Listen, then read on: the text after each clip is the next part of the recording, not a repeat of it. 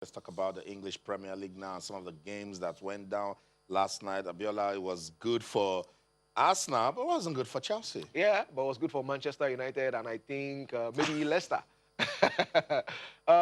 Chelsea struggles this season, with lower league teams. It's quite intriguing. I mean, so you've had Frank Lampard, who, for instance, has won against Manchester City. I think done quite well against Tottenham as well. He has won. He's literally, done quite well Against at the top clubs. But sides. the bottom nine, I think he's lost 6 of the 9 teams at the bottom. And I mean, we're talking about teams like, I think it was Aston Villa, like all sorts of funny teams have gotten points off of them. If they had won yesterday, Chelsea would have gone to 3rd place. And you'll have thought that after Everton defeated Leicester, that probably will have spurred them on. But this was a game where you cannot say that they were fully dominant. And we're talking about a West Ham side who have struggled mightily all season. They were in the game, they competed really, really hard.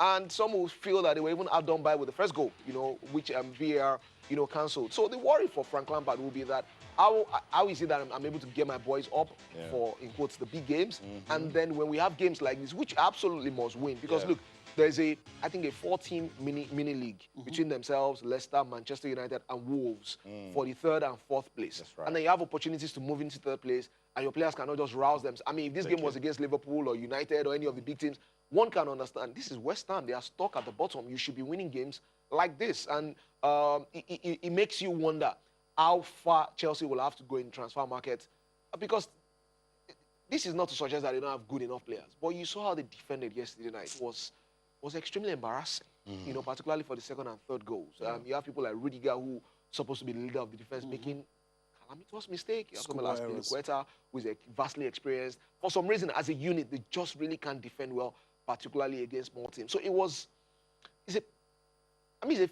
defeat they can deal with, but it potentially can be expensive at the end of the season, because United are surging. Reading down. People like Leicester who are losing games. If you are losing games, you had better be winning games, to take advantage, of their losses. Yeah. All right. A quick one on Arsenal, their push for Europe, maybe not UEFA Champions League. They're 7th now. Yeah.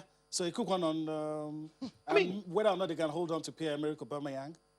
With Aubameyang, it's difficult because obviously it's not just about football. It's that I think 31 now. This probably is his last major contract. And if you look at the trajectory at Arsenal and how it happens, all of their top players, they get to this particular juncture and they typically leave.